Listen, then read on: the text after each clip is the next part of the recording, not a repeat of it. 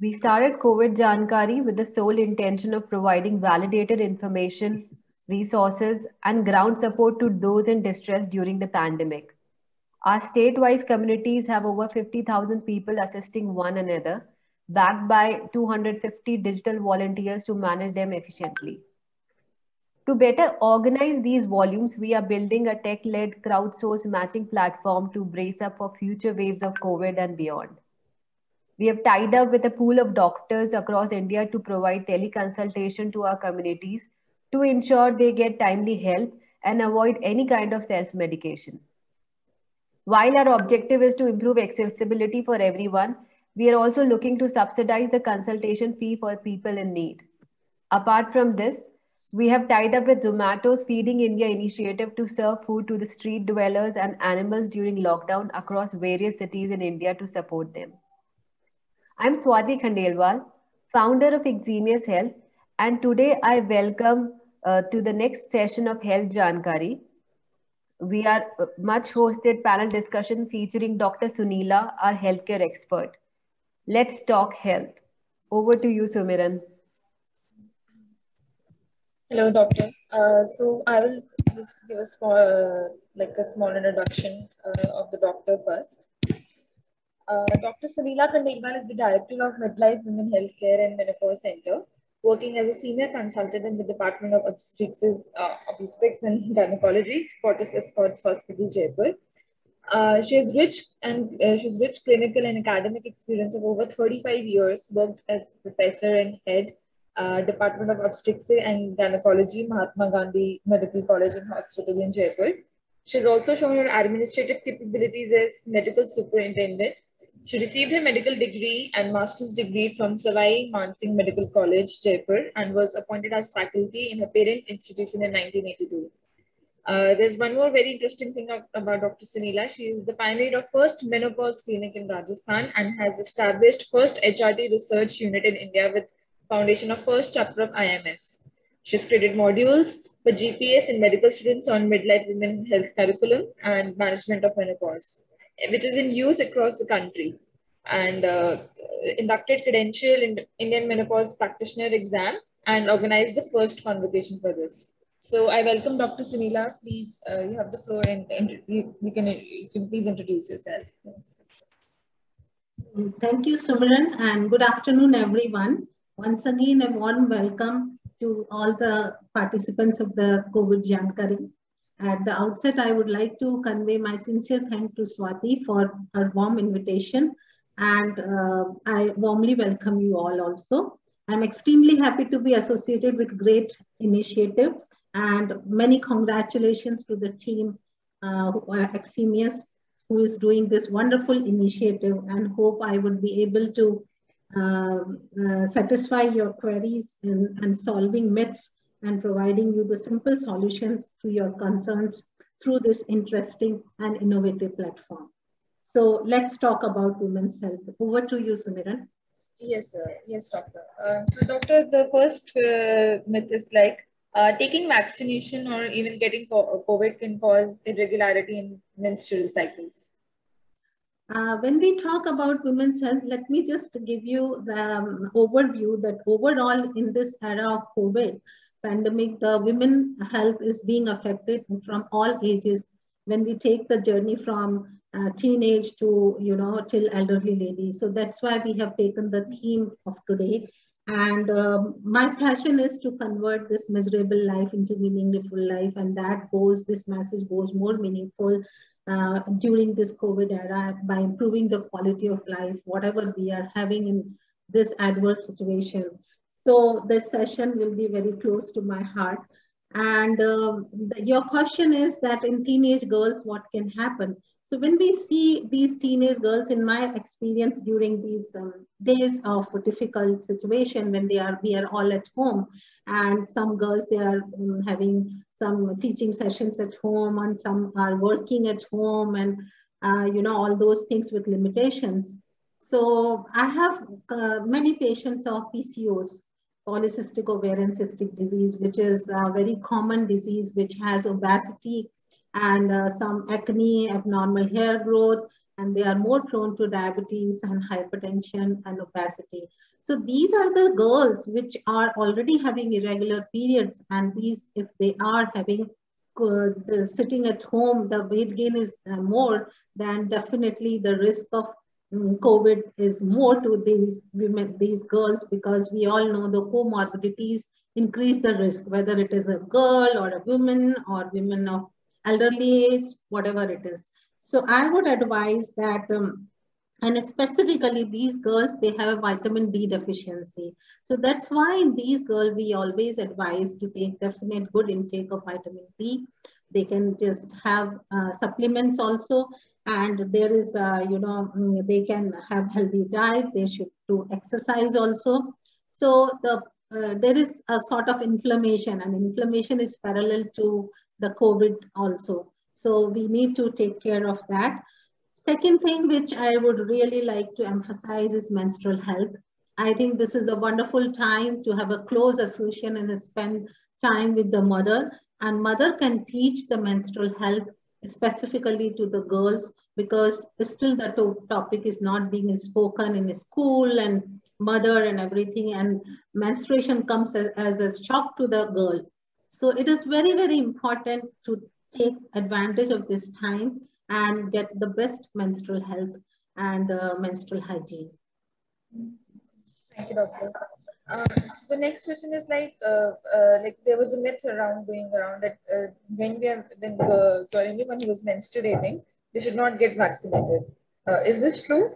No, it's not true. We can have we can have vaccine. It is not. There is no relation between vaccination and menstruation. We have already addressed the questions regarding PCOS and PCOD.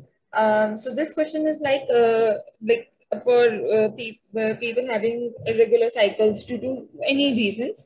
So COVID specifically for vaccination, will it cause an adverse effect on that irregularity? Sumiran, I would address this question in terms of hormonal imbalance actually. So any woman who is having menstrual irregularity, somewhere there is a hormonal imbalance. There is we call it a hypothalamo-ovarian pathway. So, if there is a stress here, it will just communicate to the ovaries and the hormones liberation will be affected.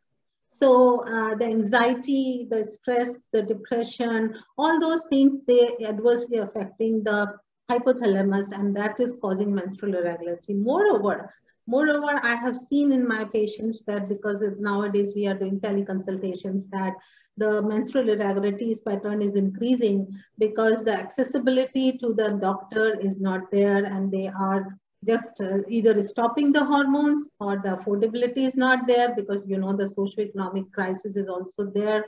And, so what I would suggest in this era of COVID, that we should empower the women and provide access to all these, the informations, and that's what you are doing.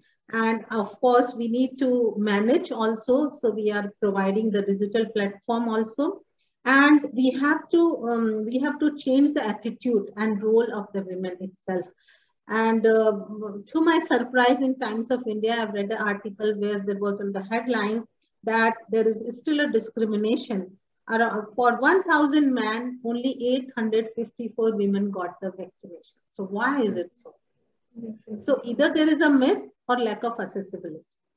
So we have to just, work in these areas. Okay. Thank you, doctor. Then the next question is, for women who are planning pregnancy but are not pregnant yet, should they get the vaccine? Yeah, that's an interesting question, and I think it's a very common question because many women, those who were working, they were not getting proper time to have the contact and all those things, and they were not able to plan. And now they want to plan because they are staying together for more time. So this is a brighter side of the infertility and the conception. But I always advise these women at least 2 months before they should get vaccination, then they should plan. That is much better. But no need to have an anxiety if you're already pregnant and you got vaccinated, because there are data already from the Lancet and all reputed journals that it will not affect. But to be on the safer side, try to avoid the vaccination in first trimester. But so far, FOXI guidelines, the Federation of Obstetric Gynec of India or FIGO or WHO have not released standard guidelines. Also, although UK and US it is allowed. So no need to have anxiety, but we have data still for the safety. Okay. So yeah, are antibiotics effective in preventing or treating COVID-19 for a pregnant woman? Yeah, there are separate set of antibiotics, the safer antibiotics for the pregnant women, and those who are taking treatment during first trimester, although there are some risks, but there are safer antibiotics which are given under the supervision of the physician, and there is no adverse effect reported, and they can be treated safely, and they recover. And there is no extra risk other than if she's under stress or high fever or she's not taking care, then there might be abortions or miscarriages. And here I would also like to add that, those girls or those women, those who have accidentally conceived, they are unable to take proper precautions and they take from over the counter the drugs. So from this platform, I would like to give message ki don't take the drugs or the pills, abortion pills over the counter. That will increase the risk in COVID era more, because you are not having proper active accessibility to the doctor and the care. One thing, doctor, since you said that before getting if the person is not, they're not pregnant yet and they still want to get vaccines, there should be a gap of 2 months. So that is from the first dose or like the second dose of the vaccination? Yeah, second dose. That will be much better. If you are really planning, it's okay. But it is very interestingly, yesterday only I received a call and I was giving online consultations. That in this era, the chances of pregnancies are increasing spontaneously. Those who were just wanting to take the treatment of IVF, they could not go to the doctor. So that shows, I think there is some factor of exercise, diet, and living together, which is, this is the brighter side, which I've seen. So that's also good. Okay. So the next question is, will taking oxygen cause any problem if I have COVID or I have COVID and I'm pregnant or lactating? No, nothing. Oxygen is, it's a pranavayu bolte hain ise to. It is good, no problem. So this is a question we received from the audience when we circulated the form. It is like, if I have fever and I feel it's just viral and I'm pregnant, can I opt for home treatment? Will that be fine? No, fever, one has to take care of, one has to have investigations, complete evaluation. You should not consider lightly that it is a fever or it's just a flu or viral. Every fever in this particular era, leave beside a pregnant woman, every person need to take care and differentiate whether it is simple viral or it's a COVID. So all the investigation to be done, and we should be alarmed of all the symptoms, and you should immediately seek consultation. So this is the question from the perspective of a husband or the in-laws or the pregnant woman's mother. Like, what precautions can a vaccinated person take around the person who is pregnant? And there is a myth that if you are vaccinated, you will catch infection. And so I don't think if the patient is pregnant and if the husband has taken vaccination, there should be an extra precaution to be taken. But of course, people just catch the infection when they are going in at the crowded area to get vaccination. That is a very, very dangerous situation, that you were healthy, you got the infection when you got vaccination, and then you come and then you claim that the vaccination caused the COVID. So that has to be differentiated, and you have to take extra precautions when you are going to take vaccination. So after the vaccination, nothing can be done. But once your wife is pregnant and you are going to take the vaccination, see that you are one-to-one, you are not going into the crowded area. You might get the infection and give it to your wife. Okay. So this is the question with a lot of pregnant women feel like, if I have COVID-19, can it cause any birth defects in my fetus or any Pardon? pregnancy complications? Sorry. Like if the woman, the person who's pregnant has COVID-19, can it increase the risk of birth defects in their child or any pregnancy complications? No. There is no extra risk or complications, but of course, as I said you earlier, in first trimester, there can be abortions or miscarriages because of the stress. And if you are already having high fever, because this cause, uterine irritability. But in second trimester, usually I've seen it is safe, but in first trimester, means when I say trimester, to the general public, I must say that we divide the pregnancy into first 3 months, second 3 months, and third 3 months. So in last 3 months, that is third trimester, when they are catching infection, yes, there are chances of stillbirths and there are chances of preterm births. So that is very, very important because at times they they get delivered early. So the baby is, preterm and extra care has to be taken care of. And of course, when they go to the hospital, the extra time is taken for triage because we need to get the investigations done and for at least COVID test and all those things. So the obstetric complications, if she has gone with obstetric complications, there can be extra time in managing them. So that's a challenge to the doctors, the obstetricians, but luckily all the maternity staff is skilled with this and they are doing their best in this era. So the next question, which pregnant women, which are like generally, can the virus pass to their fetus? If they have COVID and they're pregnant, can it pass to their fetus? No, there is no report yet. And there are few research papers already out because now it is more than 1.5 years and plenty of data is there, but not Indian data, of course. But they have not seen any teratogenic effect. When I say teratogenic, means congenital anomalies in the baby because of the COVID. So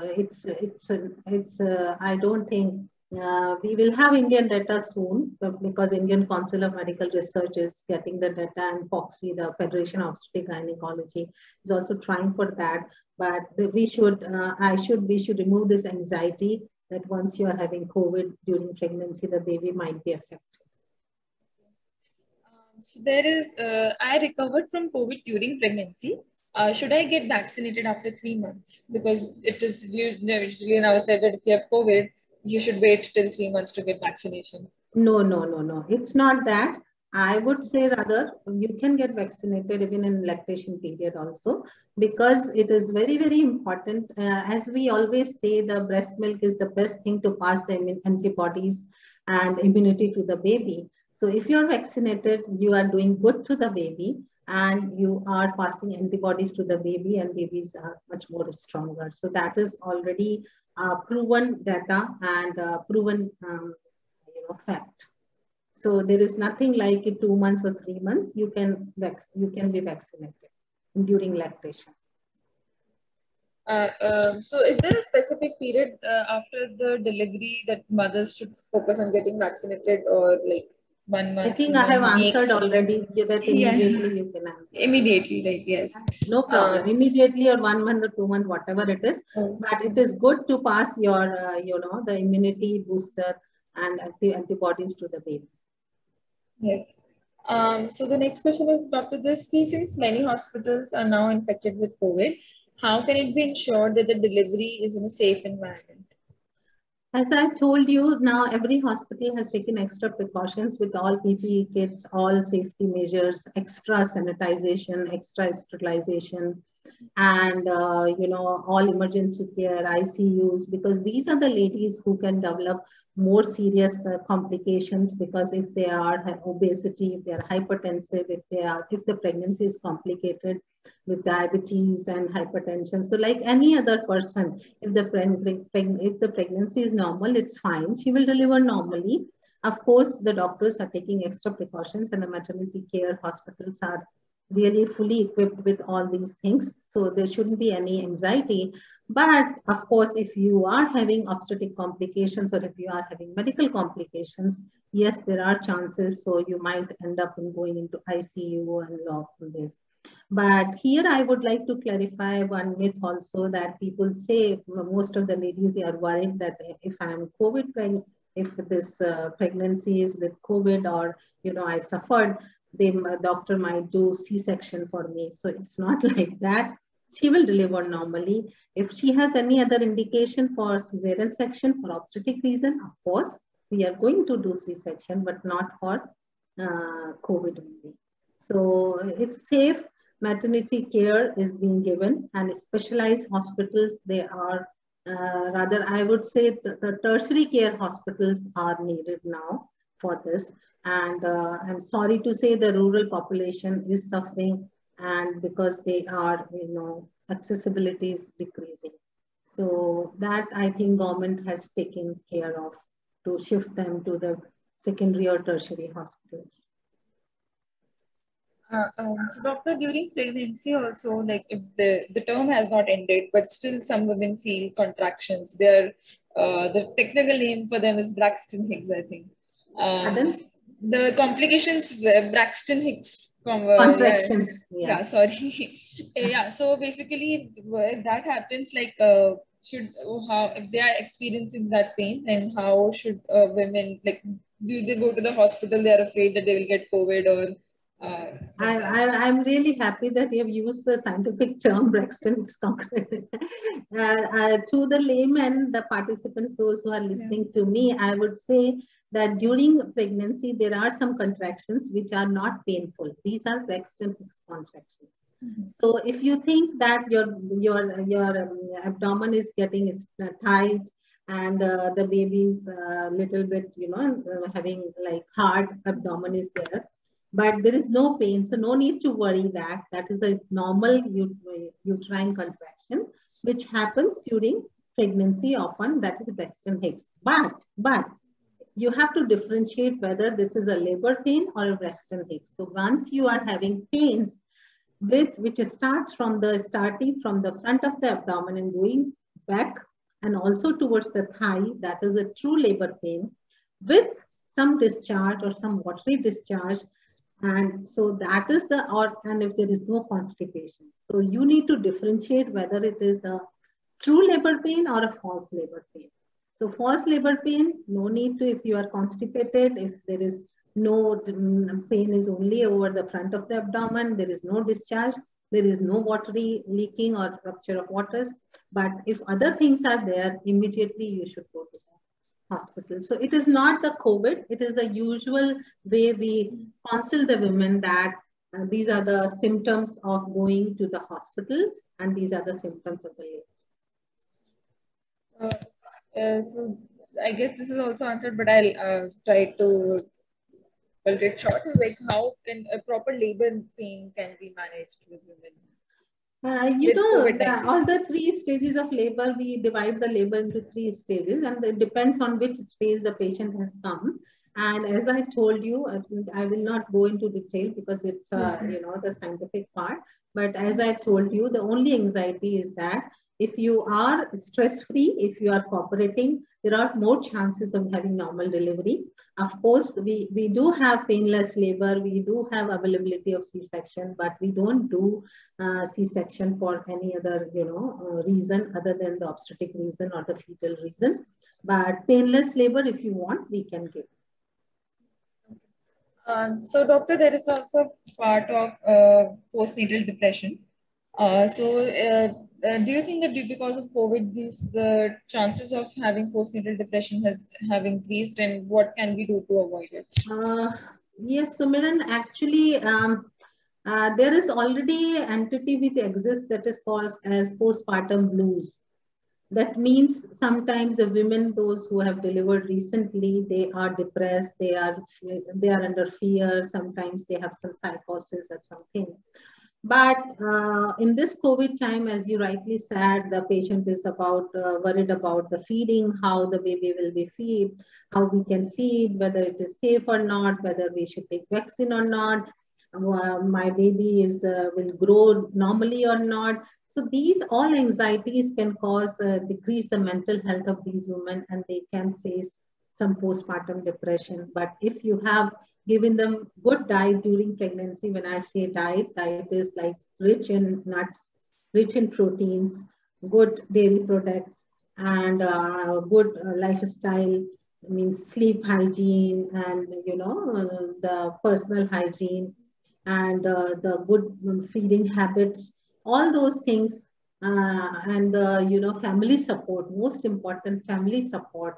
So all those things with this, women can overcome with this depression, and doesn't need any extra medication if it is only because of COVID. But of course, if it is a true postpartum depression or true postpartum blues, then we need to give some medications.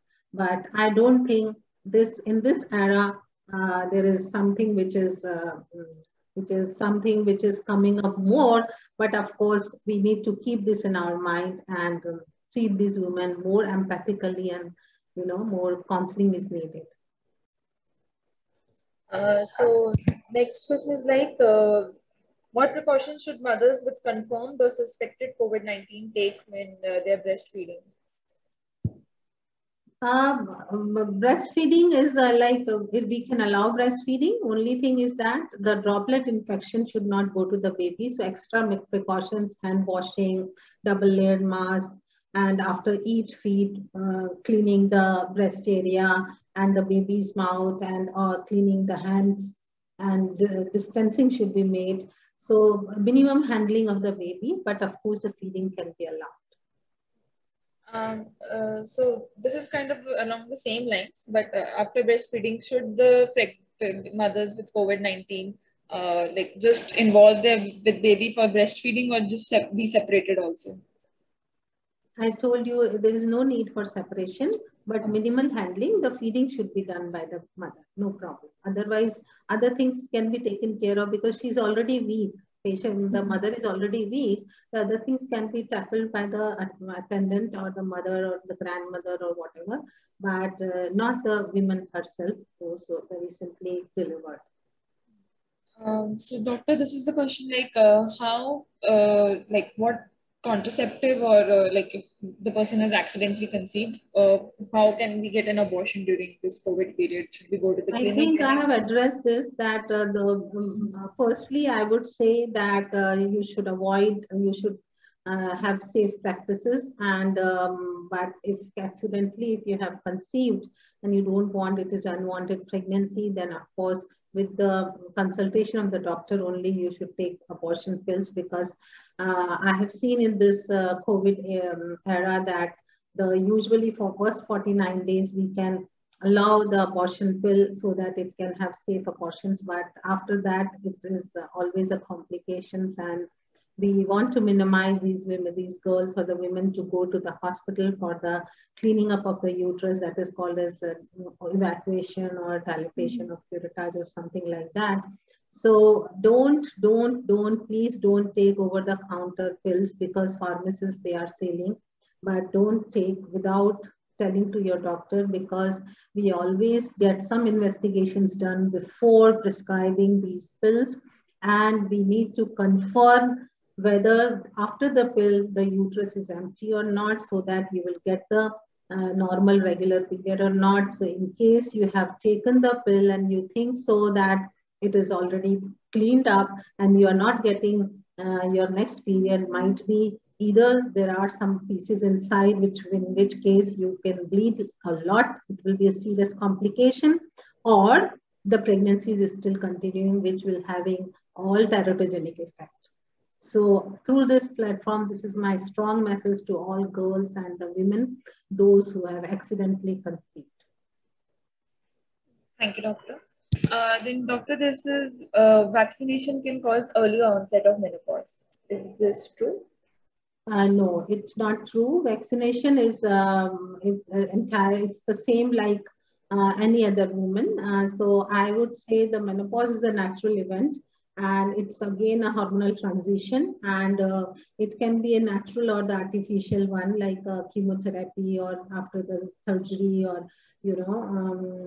any other reason because of the disease of the ovaries, if the ovaries are removed. So it's just a estrogen deprivation which causes menopause. So vaccination is not related to any extra high risk to the women to the menopause. But I must say, the women, those who are undergoing menopause or who are already have menopause, they should continue to have HRT if you are taking hormone therapy, because estrogen is protective and giving immunity to the women. So if you are vaccination, it's fine. If even everyone should get vaccinated, but it is better to protect your immunity or make your immunity more stronger if you are taking hormone therapy. Don't discontinue in these days. Just continue with close supervision, because all the physical and mental changes which are taking place during menopause are naturally they are taken care by hormone therapy. Of course, the bone preservation, but of course, if you get COVID during pregnancy, COVID during menopause, if you are again the same, because elderly ladies are having hypertension, all morbidities like diabetes, hypertension, obesity, all other things. So they are more getting complications, and the incidence, the COVID infections might cause more complications in these women. So menopause doesn't put extra risk, number one. Vaccine can be taken during menopause, but if you are taking hormone therapy, continue to make your immunity more strong. That is my message to elderly ladies. But of course, you have to continue to have exercise and Mediterranean diet. When I say Mediterranean diet, the 5 portions of the vegetables and the fruits and nuts, beans, and greens. These are the 3 things I always tell to my menopausal ladies, that please take care of your diet and do exercise, develop new hobbies. And this is for every age. Develop new hobbies and keep social distancing, of course. And you need to keep balance of the when I say health of a woman, it's not only the physical, emotional, or spiritual, and but it's a holistic health. So for all ages, the holistic health is important. So whatever we are discussing, the journey from a teenage to elderly days, we need to have holistic health care. We need to give them appropriate, acceptable, available, accessible, and affordable care to these women.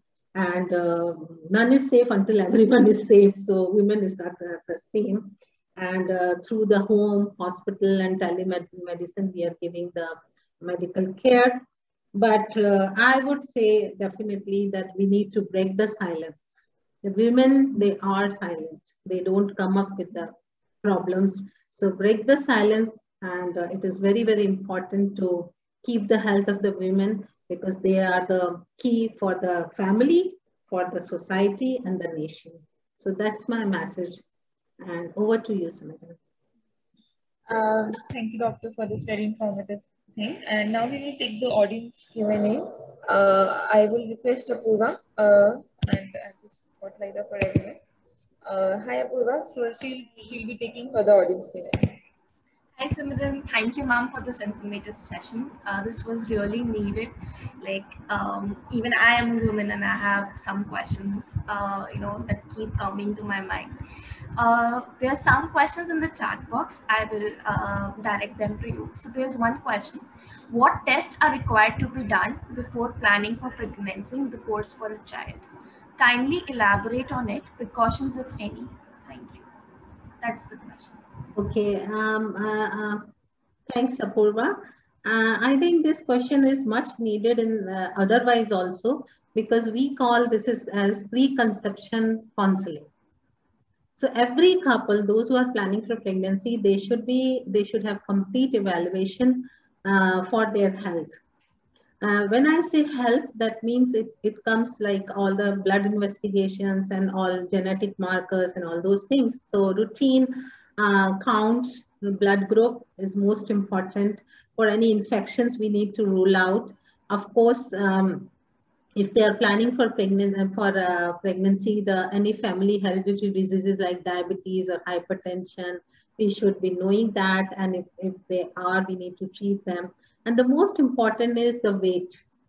The women should have a very balanced, healthy weight, because obesity causes so many complications.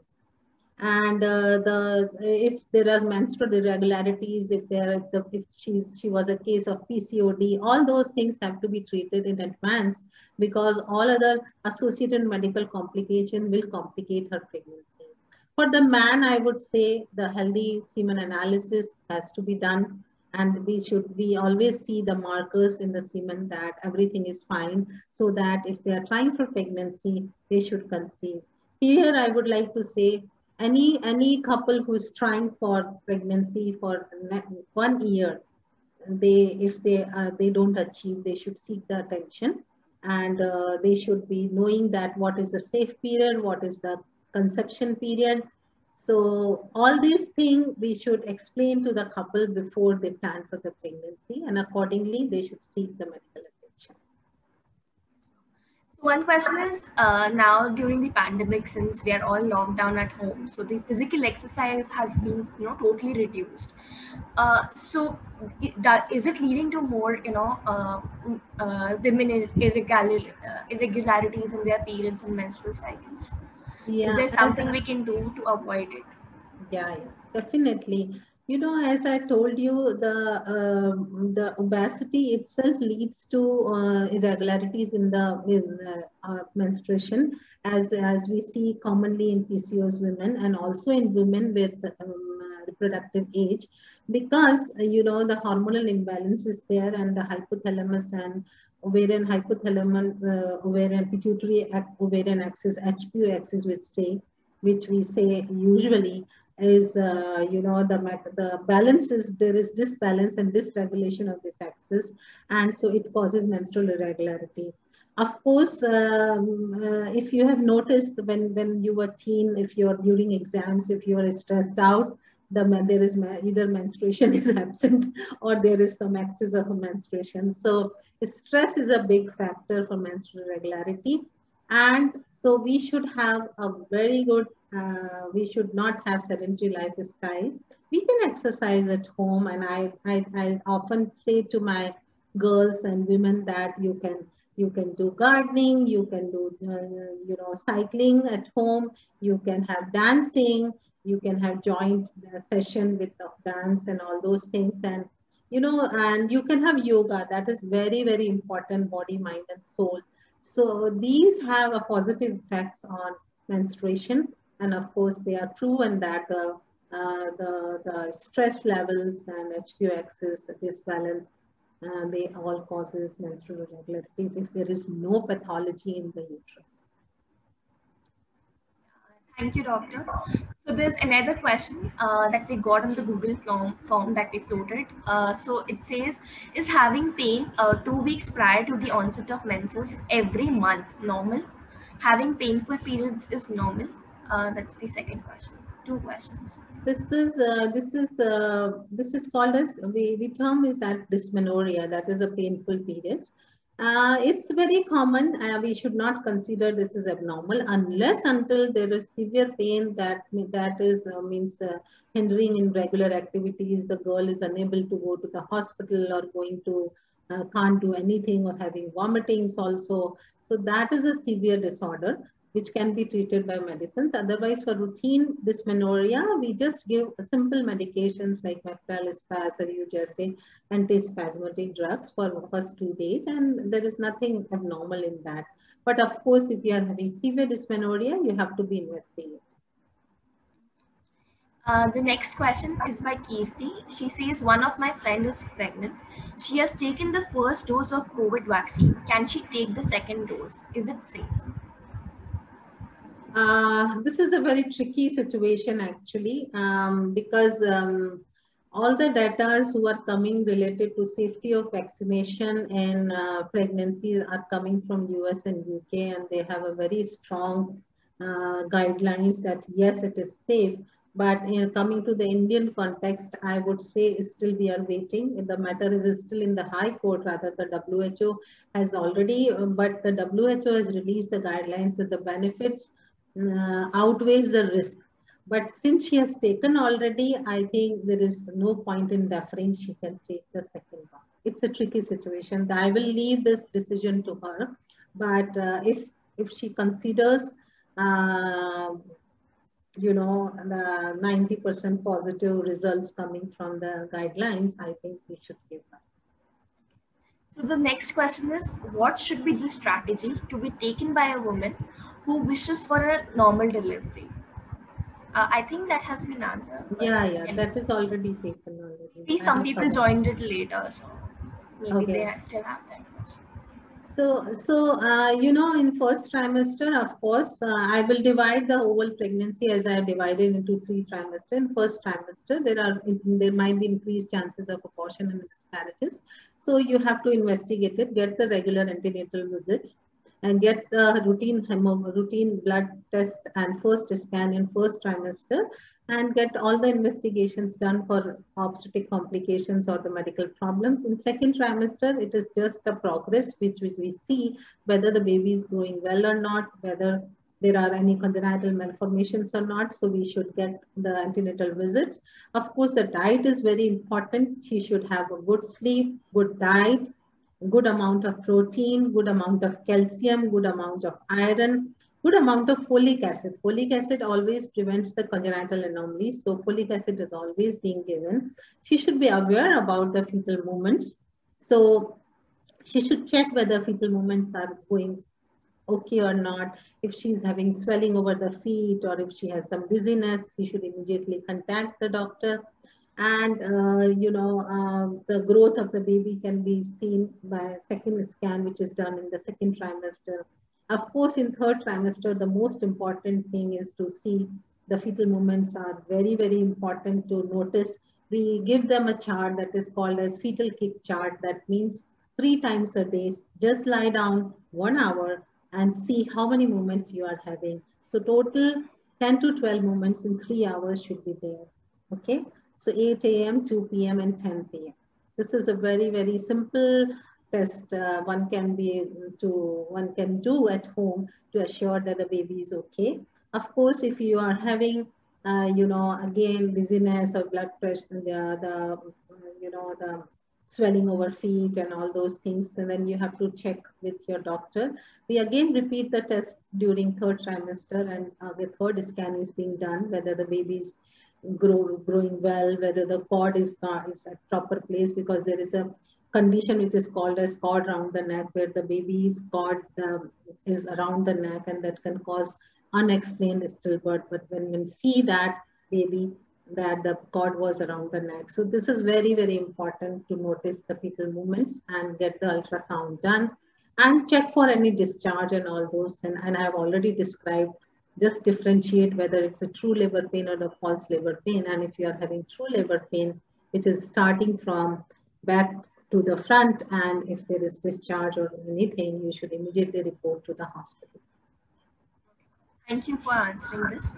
The next question is, ma'am, can I take anti-allergic tablets with hormone tablets? I think we got this question on the Facebook. I don't think there is a contraindication. Anti-allergic tablets are very mild allergic tablets, and they are indicated for a different thing, and hormones are indicated for a different thing. There is no drug interaction so far reported. Can pregnant women take vaccine on 5th month? Pardon? Can pregnant women take vaccine, COVID vaccine on 5th month? This is a question by Seema Shah.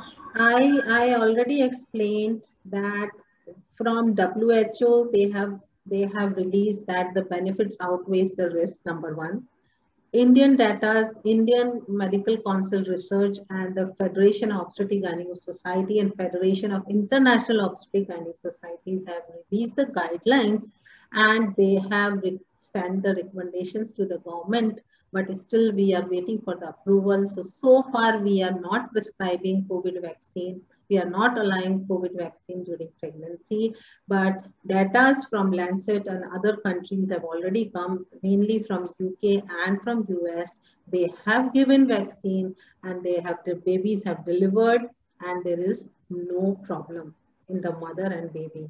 So far, living in India and practicing in India, I will not recommend. I might recommend, but I cannot say that you go ahead and take the vaccine unless until we have a document from the government.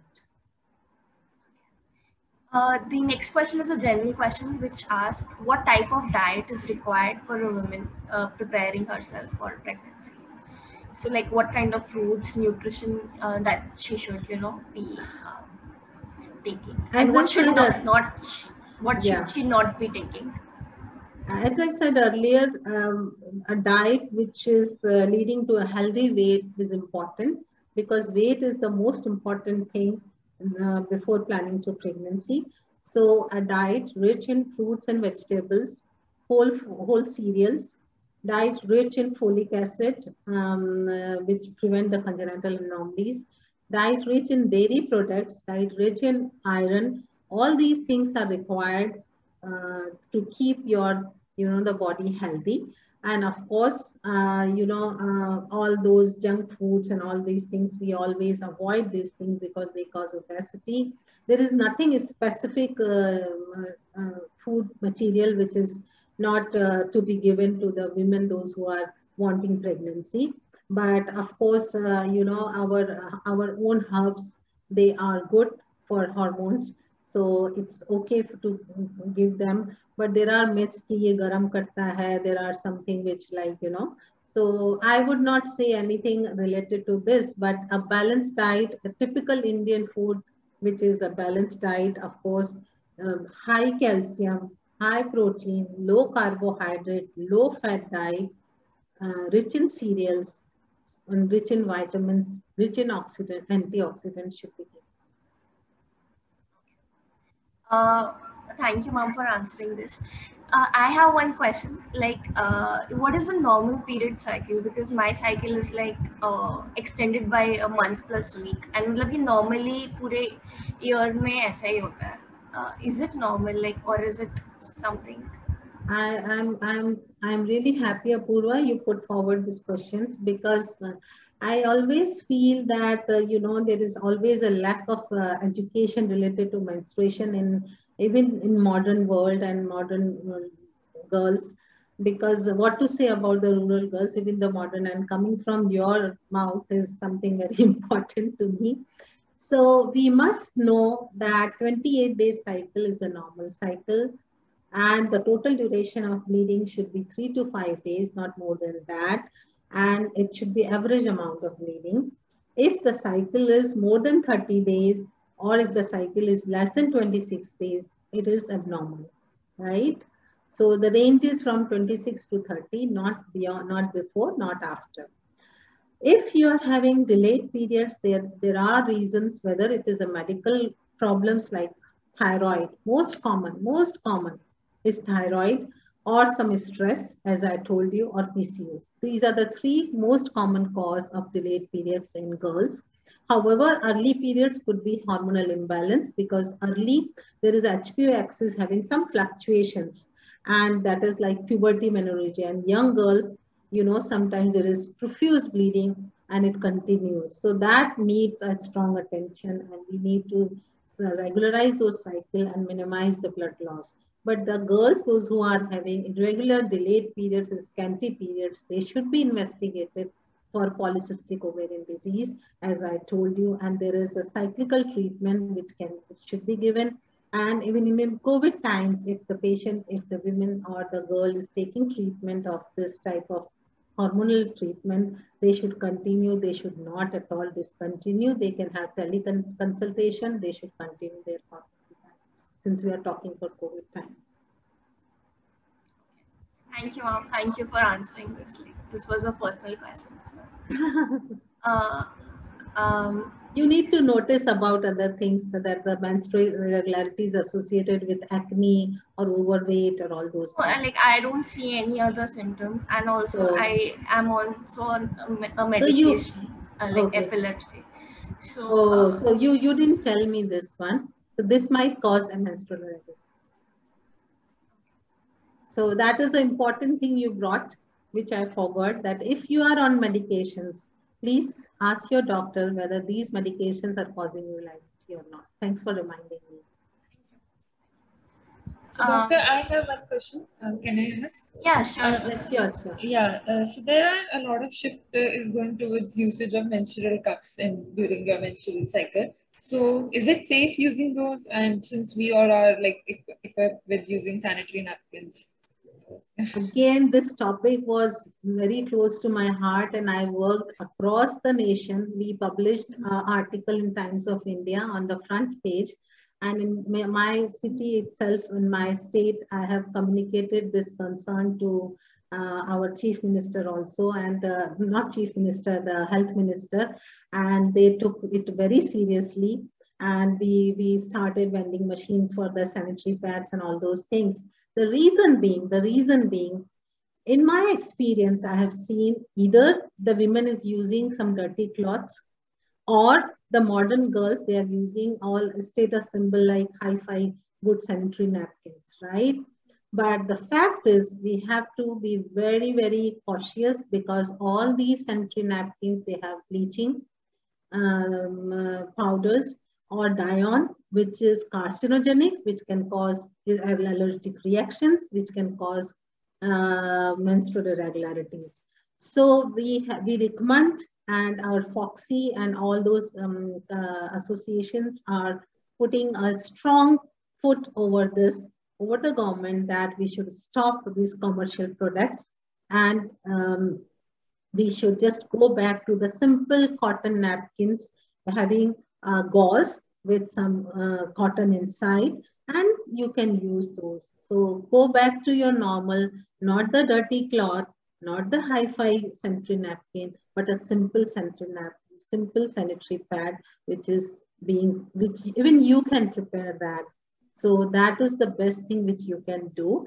And I think this is giving employment to many girls and women, and vendors are being, entertained for this. Thank you so much for bringing that question. Like that is on everyone's mind, but no one asks. Right? Yeah. So the question was also about menstrual cups. So is there a difference between using menstrual cup and sanitary pad? Oh, that again brings me an interesting fact. In Western world, they use sanitary tampons, if you have heard about. Okay. So tampons are horrible. I must say horrible. I use the word horrible because they are collecting the menstrual fluid. And if that menstrual fluid, if it is stagnated, that might increase that, not might, it increases the chances of infection, number one. Number two, there is reverse of flow of menstruation, because it is collecting. It is not coming out. It is unable to come out. So where it will go? The whole of the uterus, and it will go again to the uterus, and uterus will get filled up. Once the uterus gets filled up, if you notice, the uterus has two tubes, which we call as fallopian tubes. So that dirty fluid or menstrual fluid will traverse through the tube, and it will just deposit inside your abdomen.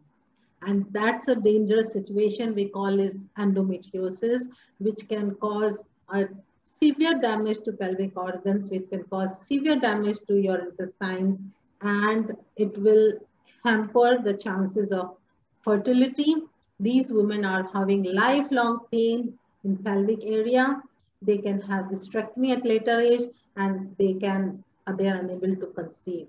So try to avoid the tampons, try to avoid the cups. These are all, you should really don't look for that. Yes, of course, I understand at some like athletes or some adverse situations for once in a while, if someone does it, there has to be a strong reason to use that, not for routine your comfort. Okay. The next question is, everyone is complaining about joint pains post-COVID, mostly the women. So is this something to be worried about? Like, uh, One fact I've already addressed is the women are usually vitamin D deficient. Of course, men also. And the vitamin D is very, very important for me, for immunity. So I would say the women, those who are having joint pains, check the vitamin D levels. Otherwise, also we do prescribe vitamin D supplementation during COVID era. And if the girls, if they are taking calcium and not sufficient vitamin D, there is a close association between the calcium absorption and vitamin D.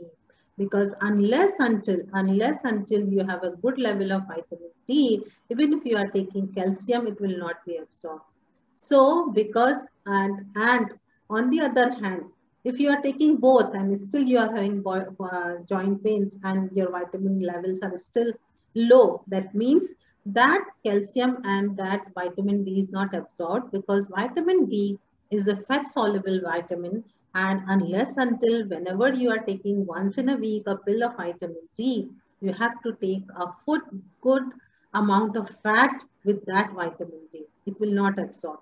So the women are usually coming, I am taking calcium, I am taking vitamin D, why my levels are low, why I am suffering from joint pains, why I am having skeletal pains. So the vitamin D is not absorbing because they are not following the right instructions, number one. Number two, if they are already deficient and they are taking and the levels are okay, there might be other reasons like bone weakness. As I said earlier, there is increased chances of osteoporosis during menopause, and also in young girls nowadays we have seen in women, those who are during lactation, they are not taking proper calcium. The calcium is transmitted to the baby and they are losing their bone strength. So overall bone mass and bone strength is losing and they are having pains.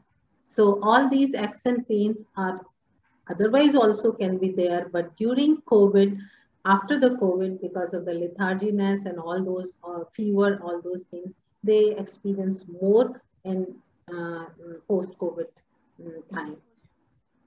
So they should continue to exercise, yoga, continue to take vitamins, supplementations, and continue to take a high calcium and vitamin D rich diet so as to avoid these joint pains. thank you, ma'am. The next question is, if first shot of vaccine is done and now I have got COVID after 15 days. Now I have recovered and this cycle was of 60 days. My age is 48 and I have gotten heavy bleeding. Is it because of getting a vaccine? No, there is no relation between the vaccine and the COVID so far. There is no relation. There is only thing we can correlate that if you are in anxiety or you were just having some questions related to vaccine, what will happen. So the anxiety, the stress can lead to the irregularity, but vaccination as such, no. But the person also got COVID after the first dose of vaccine. And now after recovering, the person had a cycle of 60 days, like maybe missed a period.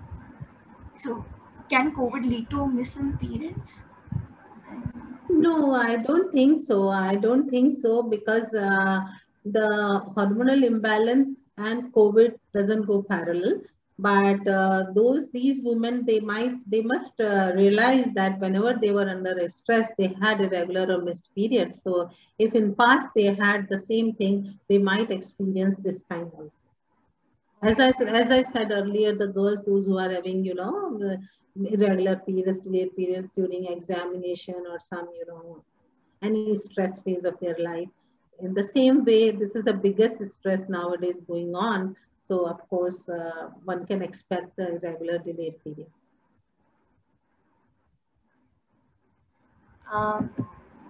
Also, the last question is, I don't know how to pronounce this. Sorry if I mispronounce, is methylcobalamin. It is methylcobalamin is B12, vitamin B12. Is it a substitute for folic acid? That's the question. No, it's different. It is another B1, B6, B12. We say B12. It is B12. So these are the vitamins which strengthen your nervous system. Nothing much. One more question. If we took first dose of vaccine and got COVID for 10 days, when should we take the second dose? This is a general question. First dose of COVID and? We got the first dose of vaccine and then got COVID for 10 days. Now, when should we take the second dose? I think we have to just differentiate whether she was already or he was already a case of COVID before vaccine or not. And once the COVID era means the COVID period is finished, then only they can seek consultation from physician and decide where to differentiate whether it was already a COVID patient, was in incubation period, or after that he got. So this is not the right platform to answer. I think physician will explain what this situation. Yes, ma'am. Thank you, ma'am. I think all the questions from the audience have been taken. And thank you for your time. You have explained, everything very nicely. Not just the women's health, the whole holistic concept of health, nutrition, what all should we do have been discussed today. I will hand it over to Swati now to close the session. Thank you. Thank you so much, Sumiran and Apurva. I think it was a wonderful session and you were a great moderator. I think the questions that were asked were also great because that is something which is, I really appreciate the questions you people also asked about the cups and what to use pads or tampons and so on, because this is the complete missing information in the entire ecosystem. We keep seeing advertisements by different companies and none of us has proper knowledge that what is, the appropriate tool to be used during menstrual cycle. And so thanks for asking those kind of good questions. I think that has increased the awareness among all the people who have joined this session. Thank you, Dr. Sunila. I think it was a wonderful session. There were so many, I think it was not even medical. It was something which is already there in the environment, and daily we see different kind of things on social media and newspaper, and we cannot conclude that this information is actually right or wrong, because everybody keeps writing different kind of information, and we are downloaded in our brain with so much information, and there is no conclusion of that information. And so I think we really had a lot of answers from you today about different kind of myths that are being spread around on different platforms and news channels. Friends are talking, and none of them or none of this information is right or wrong. Nobody understands. So it was an eye-opening session for the entire team and all the people who have attended this session. We are really grateful and thank you for the session. Thank you. So thanks to you. Thanks to you, Swati, for organizing this. And I would just say, stay at home, eat nutritiously, eat and be healthy, because you love your child and more than a world in the sky. So pregnant mothers, I wish you all the best during COVID times, being an obstetrician and gynecologist, and all the women, those who are passionate for good quality of life like me. Thank you so much, Swati. Thank you. Thank you all. We'll close the session now. Thank you once again.